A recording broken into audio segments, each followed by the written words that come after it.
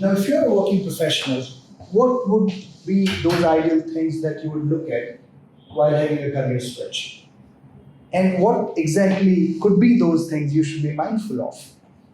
Here are certain factors you should look at if we talk about health and wellness industry and hair retention and hair restoration in particular.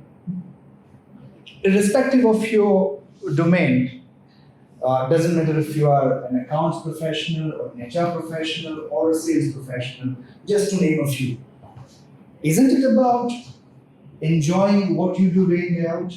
Spending those 8, 9 hours at your workplace and enjoying every single minute of it.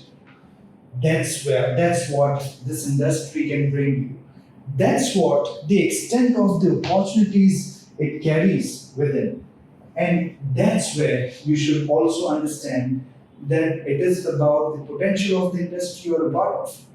Health and wellness gives you immense opportunities for learning and earning, and also with the satisfaction that you touch human lives day in, day out.